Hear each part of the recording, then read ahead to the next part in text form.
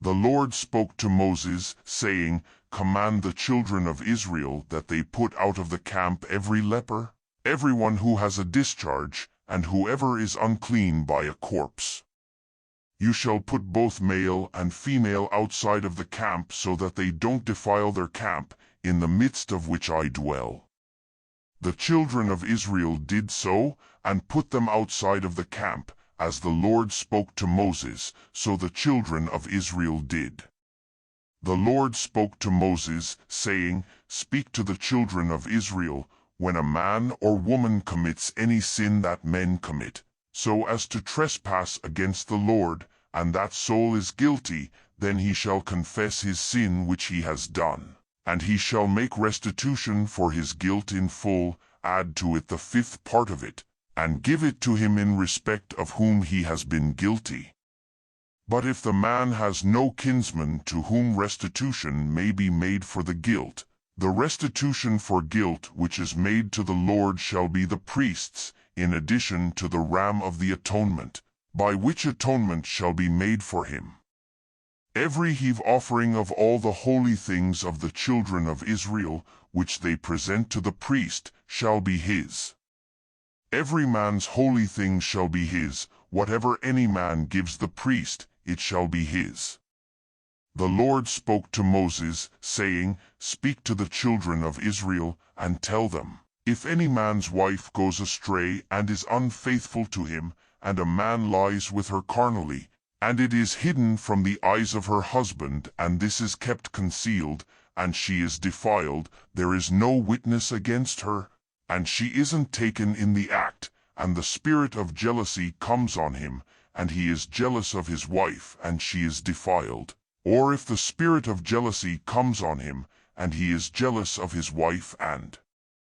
she isn't defiled, then the man shall bring his wife to the priest, and shall bring her offering for her, 1/10 of an ephah of barley meal.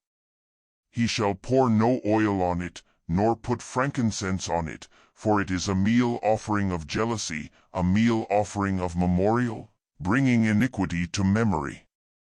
The priest shall bring her near, and set her before the Lord. The priest shall take holy water in an earthen vessel, and the priest shall take some of the dust that is on the floor of the tabernacle, and put it into the water. The priest shall set the woman before the Lord, and let the hair of the woman's head go loose, and put the meal offering of memorial in her hands, which is the meal offering of jealousy. The priest shall have in his hand the water of bitterness that brings a curse. The priest shall cause her to take an oath, and shall tell the woman, If no man has lain with you, and if you haven't gone aside to uncleanness, being under your husband's authority, be free from this water of bitterness that brings a curse.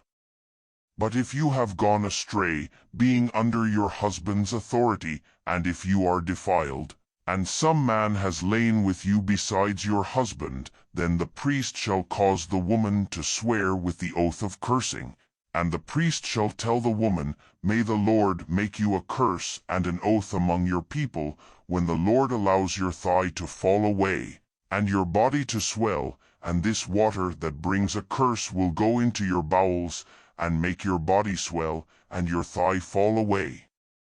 The woman shall say, Amen, Amen. The priest shall write these curses in a book, and he shall wipe them into the water of bitterness. He shall make the woman drink the water of bitterness that causes the curse, and the water that causes the curse shall enter into her and become bitter. The priest shall take the meal offering of jealousy out of the woman's hand, and shall wave the meal offering before the Lord, and bring it to the altar. The priest shall take a handful of the meal offering as its memorial portion, and burn it on the altar, and afterward shall make the woman drink the water. When he has made her drink the water, then it shall happen, if she is defiled and has committed a trespass against her husband, that the water that causes the curse will enter into her and become bitter, and her body will swell, and her thigh will fall away, and the woman will be a curse among her people. If the woman isn't defiled but is clean, then she shall be free, and shall conceive offspring. This is the law of jealousy, when a wife, being under her husband, goes astray, and is defiled, or when the spirit of jealousy comes on a man, and he is jealous of his wife, then he shall set the woman before the Lord, and the priest shall execute on her all this law. The man shall be free from iniquity, and that woman shall bear her iniquity.